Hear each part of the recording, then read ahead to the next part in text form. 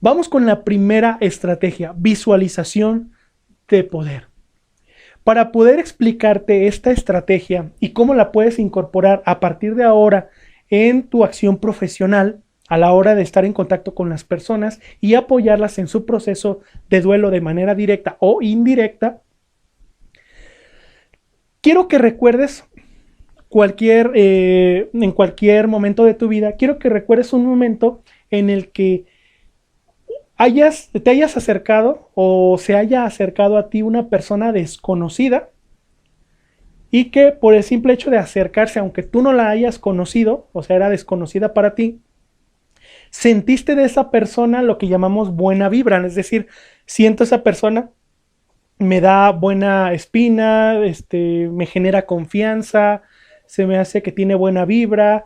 Es una persona desconocida, no sabes nada de ella, no sabes nada de su historia, no sabes nada de su forma de ser. Sin embargo, en ese momento tienes contacto con ella y solamente por estar la presencia de esa persona, tú te sientes que esa persona te genera confianza, te genera buena vibra. ¿Ya lo recordaste? Genial. Ahora te voy a poner otro ejemplo. Ahora, esto va a ser hipotético. Imagínate que tú vas en la noche y vas por ciertas calles que están pues un poco solas y de repente mientras vas caminando ves que en una de las esquinas hay un sujeto que aparece y de repente al ver al sujeto algo se genera dentro de ti que te da la sensación de que esa persona tiene malas intenciones contigo y entonces esa señal te hace que mejor huyas, que te regreses o que te vayas por otro lugar para que puedas evitar a esa persona, porque a lo mejor esa persona te puede robar, te puede asaltar, te puede lastimar, te puede hacer algo, pero solo por el simple hecho de ver a esa persona, algo te está diciendo que esa persona no es de confianza, que esa persona tiene malas intenciones contigo y entonces, gracias a esa información que tienes interna, huyes o te vas por otro lugar para evitar pasar por donde se encuentra ese sujeto. Claro, esta es una fantasía, probablemente sí te ha pasado, como a algunos de nosotros nos ha pasado en algún momento de nuestra vida. Y ahora, ya tienes estos dos escenarios. La primera donde tú conociste a una persona, era desconocida y te generó cierta vibra, buena vibra, o confianza.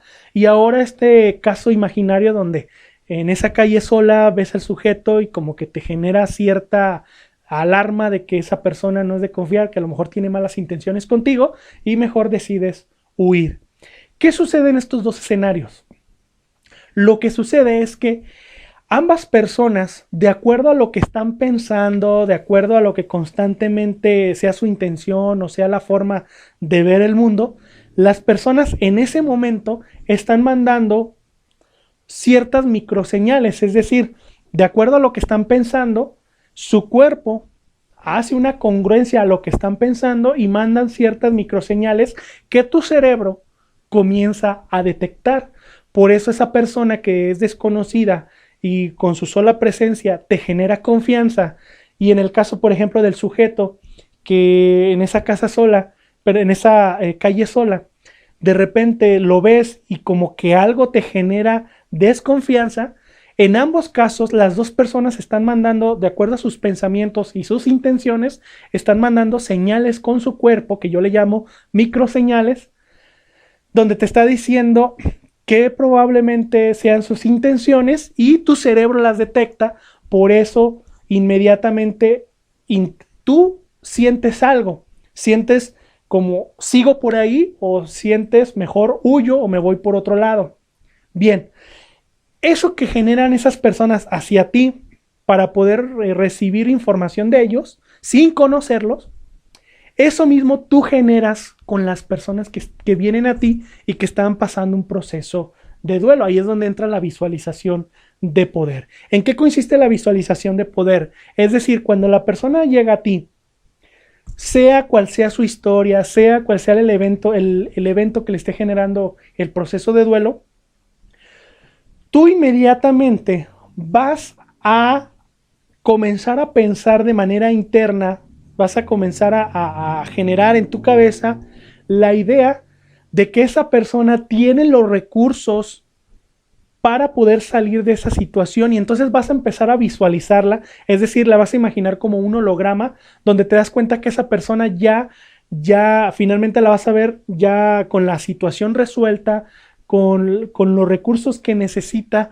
para salir de esa situación, y entonces eso dentro de ti va a generar una confianza total y absoluta en esa persona, sea conocida o sea desconocida. Vas a generar una confianza total que finalmente lo que va a generar es que al estar pensando en esa persona de esa manera, vas a mandar microseñales que la otra persona, sin conocerte, le vas a generar cierta confianza, le vas a generar cierto confort, cierta sensación de que está bien contigo, de que se siente muy bien contigo. Y entonces, con esa sensación le estás apoyando en su proceso de duelo, porque la estás empoderando a través de tu pensamiento y a través de tus microseñales o lenguaje corporal sutil, de que confías en esa persona, y entonces la persona, cada que tú le digas o no le digas, dependiendo, la persona se va a sentir empoderada y entonces va a sentir ese confort que le va a permitir tomar mejores decisiones respecto al proceso o a la situación que esté viviendo en ese momento. ¿Te das cuenta?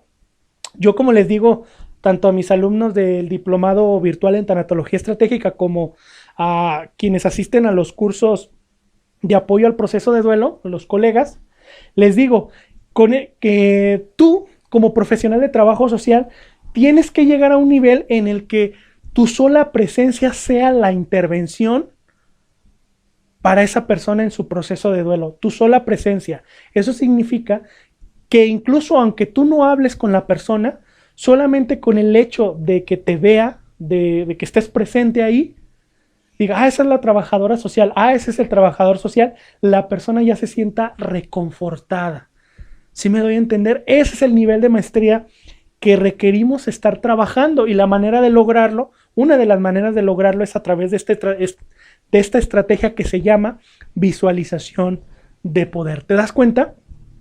Simplemente vas a ver en la persona que tiene los recursos, incluso aunque la imagen física esté totalmente contraria a lo que estás visualizando de esa persona.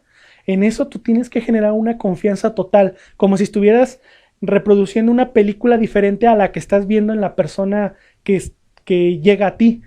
Entonces manda las microseñales, esto es inconsciente, el cerebro de la persona lo detecta, y entonces se va a sentir reconfortada y va a sentir un alivio con tu sola presencia. ¿Ves el poder o la poderosa forma que puedes conseguir de apoyar a una persona con esta estrategia llamada visualización de poder? Entonces comienza a aplicarla en este momento. Vámonos con la segunda estrategia, que se llama estimulación ambiental. Esta estrategia de estimulación ambiental, para poderla explicar, quiero que recuerdes, o más bien que reflexiones. ¿Tú te has dado cuenta, si has ido alguna vez al cine, has ido alguna vez a una obra de teatro, que tanto las películas en el cine como las obras de teatro, uno de los elementos importantes para que la historia sea más creíble, la historia tenga más intensidad y puedas introducirte en la historia, en la trama, es el escenario? Tú vas a ver en las películas, pues si estamos hablando que la película se lleva a cabo en una playa, pues es importante el elemento del agua, del mar, la arena, tal vez algunos hoteles, cualquier elemento que te haga finalmente incorporarte a la historia, donde te está diciendo la historia se está llevando a cabo en una playa, y entonces los elementos finalmente confirman que la historia se está llevando a cabo en una playa, ¿no es así? Pues igual, tanto en el teatro como en el cine, nosotros vamos a generar ese efecto con las personas, con la intención, ya lo decíamos, de apoyarlas en su proceso de duelo. ¿Cómo lo vamos a hacer? Muy sencillo. Tú vas a estimulación ambiental. Cuando hablamos de ambiental, pues hablamos del ambiente, ¿no? En este caso, lo que rodea. En este caso, el escenario. Entonces, tú requieres preguntarte, ¿qué del escenario que yo utilizo, dónde trabajo con estas personas que están en un proceso de duelo? ¿Qué elementos necesito o requiero incorporar para apoyarlas? Y en este caso, por ejemplo, si tú observas aquí en la imagen de esta conferencia, hay un bebé sonriendo. Muchas de las colegas que van a los cursos o tanto las que están en el diplomado virtual trabajan en un ambiente hospitalario, entonces tienen su oficina en un hospital. Yo les sugiero a veces para aplicar esta estrategia de estimulación ambiental es dentro del escenario, que en este caso es la oficina, ¿qué puedes hacer para estimular a la persona a que se sienta apoyada en su proceso de duelo? Y les sugiero, coloca un cuadro, un póster, una pintura donde esté un bebé sonriendo. ¿Por qué?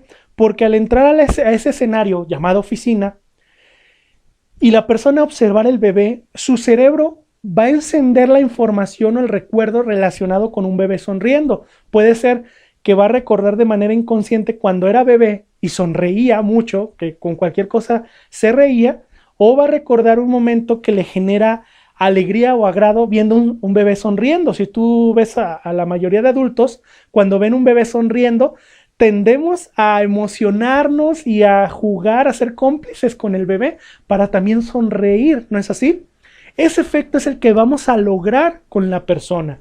De manera indirecta, entra a la oficina, ve el cuadro o la pintura del bebé sonriendo y estimulamos su cerebro para que el cerebro genere ciertas sustancias que le ayuden a sentirse confortada en esa situación difícil, en esa situación complicada que está viviendo en su proceso de duelo. Por eso se llama estimulación ambiental. Vamos a estimular a través del ambiente para que esa persona se empodere y tome mejores decisiones respecto a su proceso de duelo. Otra de las cosas que les sugiero, hay muchísimas formas de hacer estimulación ambiental, pero para explicarte de forma sencilla, puedes también colocar aromas, fragancias, como yo les sugiero a veces cítricas, sea lima, limón, cualquier naranja, aromas de ese estilo, para que la persona cuando entre a tu oficina, si la persona viene triste, desmoronada, se siente fatigada, se siente cansada, como que no piensa,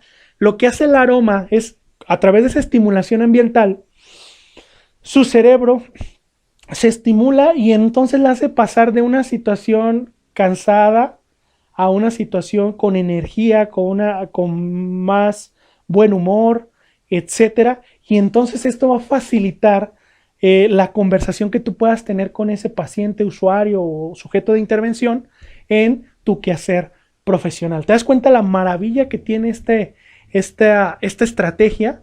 Entonces es importante que aprendas entonces a aplicar la estimulación ambiental como parte de las estrategias de apoyo al proceso de duelo. Yo sé que ya ahorita te estoy generando ideas de cómo puedes aplicarla en lo que estás haciendo actualmente. Eso me parece perfecto, me parece maravilloso y entonces continúa pues haciéndolo para que puedas sentirte más segura y más confiada de hacer tu intervención profesional. Esta se llama metáforas terapéuticas. Así es, metáforas terapéuticas. ¿En qué consisten las metáforas terapéuticas? Todos los seres humanos, si te das cuenta, puedes ir estudiando, algo de lo que comúnmente ha sido parte de nuestra vida es el contar historias y el escuchar historias de otras personas. Las historias nos atrapan a todos los seres humanos, nos encanta saber algo que sucedió, algo que está sucediendo y tener la información de todas las personas que están implicadas en esa historia. Las metáforas como tales son una serie de historias que nos permiten conocer una realidad que puede ser real, puede ser ficticia y nosotros dejarnos envolver por los personajes que forman parte de esta historia. Sin embargo, existen muchas historias, podemos ser los cuentos, las novelas, las películas, las series, hay infinidad de metáforas, Pero nuestro objetivo, ya lo decíamos, es apoyar a una persona en un proceso de duelo, ¿no es así? Entonces, la forma de apoyarlo a través de las metáforas, a través de las historias, es utilizando metáforas terapéuticas, la cual consiste en que dependiendo de la situación de la persona, tú te has dado cuenta, si has platicado, hay personas que no quieren hablar de lo que les está sucediendo, ¿no es así? Están viviendo una situación dolorosa, están viviendo una experiencia desagradable, están sufriendo en ese momento, sin embargo, por la situación no quieren hablar del tema. Entonces, una manera de apoyar a esas personas de manera indirecta, sin que la persona tenga que hablar del tema, o igual si lo habla también funciona, es que nosotros le contemos una anécdota, le contemos una historia, le contemos, como decimos en México, le contemos un chisme sobre algo que nos sucedió, sobre algo que le sucedió a alguien, sobre algo que me enteré, sobre algo que me di cuenta. Y entonces, mientras le cuento la historia, mientras le cuento la anécdota, yo voy a hacer una analogía entre la historia que estoy contando y lo que le está pasando a la persona. Si tú te das cuenta en la imagen que tengo en este momento en la conferencia, hay un perrito y hay un gatito. Este gatito, este perrito, yo puedo contarle una historia a la persona que a lo mejor me veo que tiene una situación dolorosa, está viviendo un proceso de duelo, no quiere hablar del tema, y entonces para apoyarla en esa situación, a que tome una decisión empoderada respecto a su proceso de duelo, entonces de repente yo le digo, oye, por cierto, me dijiste que tú eres una persona que te encantan los perritos, ¿no es así? O que te encantan los gatitos. Sí, me encantan, los amo, son lo mejor, etcétera. Oye, ¿te puedo hacer una pregunta respecto a algo relacionado con los perros o algo relacionado con los gatitos? Sí, dime. Fíjate que tengo una vecina que desde luego pues tiene un gatito de esta manera, o fíjate que tengo una prima, un primo que tiene un perrito y desde luego pues este perrito, y te das cuenta, la persona, ya no estamos hablando del tema de su proceso de duelo. Sin embargo, yo comienzo a contar una anécdota a través de una pregunta sobre algo que le pasó a un perrito y a un vecino o a una prima respecto al perrito. Pero lo que voy a hacer es que mientras cuento la historia voy a agregar elementos, por eso es una metáfora, que tengan una analogía o una relación indirecta con lo que la persona está viviendo en su proceso de duelo, la experiencia que está haciendo, y desde luego al terminar la historia siempre le voy a contar con un final feliz, porque la idea que le quiero mandar indirectamente a su mente es la decisión que tome respecto a esta situación va a tener un final feliz, es decir, un final que te beneficie a ti como persona. Por eso es muy importante para mí enseñarte esta estrategia de cómo contar metáforas terapéuticas, que incluso sin hablar del tema directo tú puedas contar una historia. Oye, fíjate que a una prima le pasó esta situación, un día estaba haciendo esto, de repente se encontró y conoció a una persona, esta persona hizo esto, hizo lo otro, y ella se sentía conflictuada por esta situación. De repente un día tomó una decisión y esta decisión la hizo ir por otro camino hasta que finalmente logró superar eso que ella tanto temía. ¿Te das cuenta? Estoy inventando aquí de manera improvisada. La idea es que a lo mejor estoy contando la historia de una prima, pero el tema no tiene nada que ver con lo que el usuario, el cliente o el sujeto de intervención que está contigo está resolviendo tú y él, o tú y ella. ¿Te das cuenta? Sin embargo, su cerebro, tú lo has notado, cuando ves una película de cine, nosotros a veces imaginamos que somos el personaje, ¿no es así? Entonces, ese efecto es el que generamos en la persona para que la persona de manera indirecta tome decisiones muy acertadas, muy empoderadas para facilitar su propio proceso de duelo. ¿Te das cuenta? Qué maravillosa es esta estrategia. Esa es la razón por la cual la incorporo dentro de todas las estrategias de apoyo al proceso de duelo.